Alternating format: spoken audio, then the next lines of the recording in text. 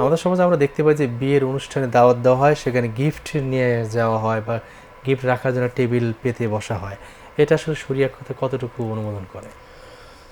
শরিয়ার বিষয়টা হচ্ছে রাসূল সাল্লাল্লাহু আলাইহি সাল্লাম বলছেন আল্লাহ কিছু বিষয়কে ফরজ করেছেন, এই ফরজগুলো লঙ্ঘন করা যাবে না।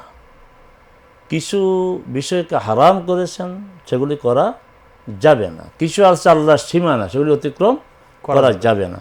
আর কিছু বিষয়ে শরিয়া নীরব, এই ব্যাপারে খুব যাচাই একদম খুদে খুদে জিজ্ঞাসা করা যাবে না। এখন বিয়ের এই সমস্ত আপনার আগে এই ধরনের প্রচলন ছিল না, এটা আমাদের লোকাল একটা কালচার।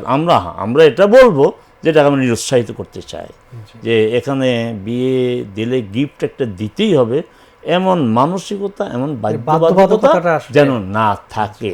এখন আমরা যতই ঠেকাবো, কিন্তু কিছু লোক গিফট নিয়ে আসবেই। কাকে দেওয়া হবে?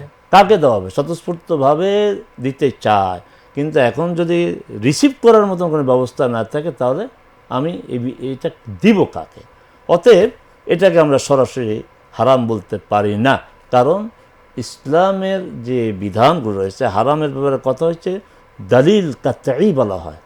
অকৈট্য প্রমাণ, সন্দেহাতীত প্রমাণ লাগবে যে এই বিষয়টি হারাম, সন্দেহাতীত প্রমাণ লাগবে যে এই বিষয়টি ফরজ। ফরজের জন্য অকৈট্য দলিল প্রয়োজন, হারামের ব্যাপারে অকৈট্য দলিল প্রয়োজন। এই বিষয়ে অকৈট্য কোনো প্রমাণ আমাদের কাছে নেই এটাকে হারাম বলার। আমরা এটা নিরুৎসাহিত করতে পারি যে এই রেওয়াজটা অনেকে গিফট দেওয়ার ভয়ে দাওয়াত যান না, আসলে এমন ব্যাপার আমরা দেখি।